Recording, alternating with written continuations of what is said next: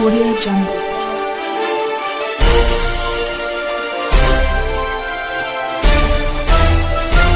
Audio Jungle. చేయాలి SC వర్గీకరణ supreme court తీర్పును రద్దు చేయాలి. రద్దు చేయాలి ఎస్సీ వర్గీకరణ సుప్రీంకోర్టు తీర్పును రద్దు చేయాలి. రద్దు చేయాలి. రాష్ట్ర ప్రభుత్వం వేసిన కమిషన్ ను రద్దు చేయాలి. రద్దు చేయాలి. రాష్ట్ర ప్రభుత్వం వేసిన వన్ మ్యాన్ కమిషన్ ను రద్దు చేయాలి. రద్దు చేయాలి. రాజీవ్ రంజన్ మిశ్రా కమిషన్ ను రద్దు చేయాలి. రద్దు చేయాలి. రాజీవ్ రంజన్ మిశ్రా కమిషన్ ను రద్దు చేయాలి. నేను మల్లెల వెంకట్రావు, ఫౌండర్ ప్రెసిడెంట్ మాల మహాసభ. ఈ పత్రికా విలేకరుల సమావేశంలో మాల మహానాడు జాతీయ అధ్యక్షులు చీకటపల్లి మంగిరాజు, మాల మహానాడు రాష్ట్ర అధ్యక్షులు గోదా జాన్పాల్, మాల మహానాడు రాష్ట్ర అధ్యక్షులు బేతాళ శరత్బాబు, దళిత సంఘాల ఐక్యవేదిక జాతీయ అధ్యక్షులు చప్పిడి వెంగళరావు, అంబేద్కర్ ఆవాజ్ యోజన సంఘం జాతీయ అధ్యక్షులు దండేల కృష్ణ, జై భీమ్ పీపుల్స్ జేఏసీ జాతీయ అధ్యక్షులు అంబటి కొండలరావులు పాల్గొన్నారు. దీంట్లో దళిత మహాసభ నాయకులు పొలిమెట్ల దేవకాంతారావు గారు. ఈ ప్రెస్ మీట్ ముఖ్య ఉద్దేశం గత ఆగస్టు నెలలో ఎస్సీ ఎస్టీల వర్గీకరణకు సంబంధించిన అంశంలో సుప్రీంకోర్టు ఇచ్చిన తీర్పుని ఆధారంగా చేసుకొని నిన్న రాష్ట్ర ప్రభుత్వం ఈ రాష్ట్రంలో కూడా షెడ్యూల్ కులాలను వర్గీకరించే క్రమంలో భాగంగా ఒక కమిషన్ వేయటం జరిగింది. మీ కమిషన్ రాజ్యాంగ వ్యతిరేకమైన కమిషన్ అని మేము భావిస్తూ ఉన్నాం, ప్రకటిస్తూ ఉన్నాం. ఎందుకంటే ఈ స్టేట్లోనూ అక్కడ ఆల్ ఇండియా వైడ్ షెడ్యూల్ కులాలకు సంబంధించిన విధాన నిర్ణయాలు చేయాలన్నా, రికమెండేషన్స్ ఇవ్వాలన్నా జాతీయ ఎస్సీఏ కమిషన్ ఉంది. అదేవిధంగా ఇక్కడ రాష్ట్రంలో స్టేట్ ఎస్సీ కమిషన్ ఉండగా ఒక రిటైర్డ్ ఐఏఎస్ ఆఫీసర్ని తీసుకొచ్చి అది షెడ్యూల్ కులాల పట్ల, ముఖ్యంగా అంబేద్కర్ ఐడియాలజీ ఉన్న ఈ సమాజంలో ఉన్న మాలల పట్ల వ్యతిరేక భావాలున్న ఒక బ్రాహ్మణుడైన వ్యక్తిని తీసుకొచ్చి ఏకసభ్య ఒక రిటైర్డ్ ఐఏఎస్ ఆఫీసర్ని కమిషన్ చైర్మన్గా వేయటాన్ని మేము తీవ్రంగా ఖండిస్తూ ఉన్నాం.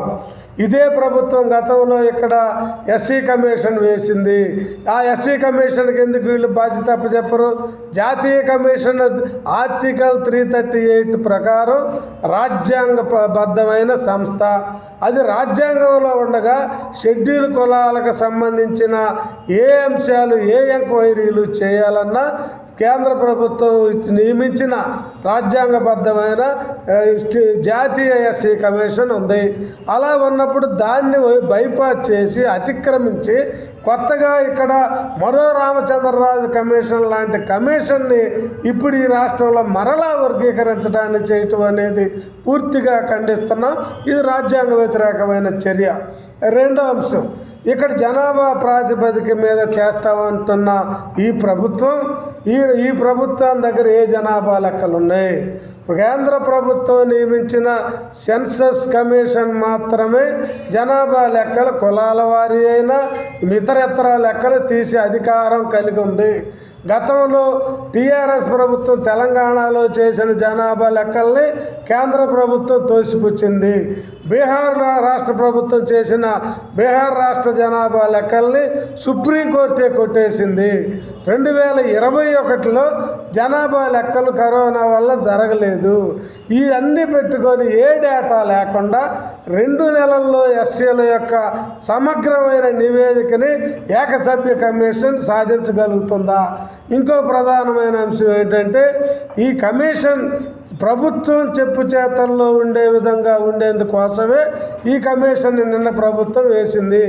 ఇది పూర్తిగా మాలల్ని ఈ రాష్ట్రంలో అణిచివేయాలనే కుట్ర ఈ కమిషన్ ఆగుంది. ఇంకొక అంశం ఏంటంటే, 2014లో స్టేట్ ఆంధ్ర తెలంగాణగా బైఫర్కేట్ అయ్యాక ఈ రాష్ట్రంలో ఉన్న 30 కులాలు తెలంగాణలో లేవు, తెలంగాణలో ఉన్న 30 కులాలు ఆంధ్రప్రదేశ్లో లేవు. వీళ్ళు దీన్ని పరిశీలించకుండా, పరిగణలోకి తీసుకోకుండా ఎప్పుడో 96లో ఇచ్చిన జస్టిస్ రామచంద్రరాజు తప్పుడు కమిషన్ని ఈరోజు దాని ప్రకారం వర్గీకరణ చేయాలని ప్రయత్నిస్తే ఈ రాష్ట్రం అల్లకొల్లాలు కాలం అవుతుందని ఈ ప్రభుత్వాన్ని హెచ్చరిస్తూ ఉన్నాం. 1996లో జస్టిస్ రామచంద్రరావు ఇచ్చిన కమిషన్ నివేదిక నేషనల్ ఎస్సీ కమిషన్ రద్దు చేసింది. సుప్రీంకోర్టు కొట్టేసిన నివేదిక మాలలందరినీ ఇక్కడ ఉన్న ముఖ్యమైన మాల సంఘాల నాయకులందరూ ఈరోజు ఇక్కడ ఈ పత్రికా విలేకరుల సమావేశం ద్వారా మాలలారా నిద్ర వదలండి అని చెప్తా ఉన్నాం.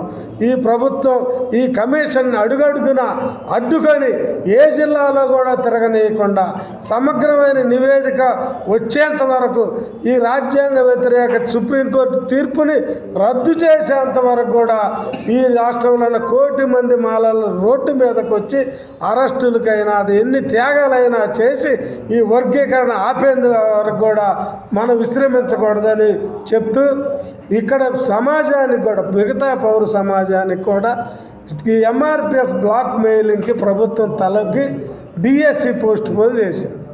ఈ రాష్ట్రంలో మాలమాదిగలే కాదండి, వాళ్ళు 20% ఉంటే 80% బీసీలు ఓసీలు ఉన్నారు. 16,000 పోస్టుల డిఎస్సి కోసం ఎన్నో సంవత్సరాలుగా ఎదురు చూస్తూ ఉన్న నిరుద్యోగులకి ఆ ఎంఆర్పిఎస్ బ్లాక్ మెయిలింగ్ తలొగ్గి ఆపివేయటం అంటే ఈ మిగతా వర్గాల ప్రజల నిరుద్యోగుల హక్కుని అవకాశాలని కాలరాయటం అని చెప్పి మేము భావిస్తూ ఉన్నాం.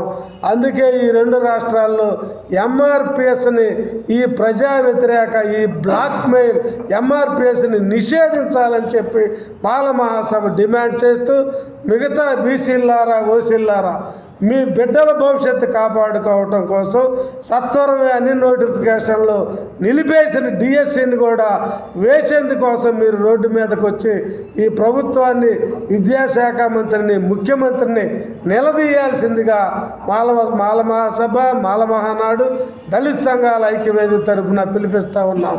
జై భీమ్.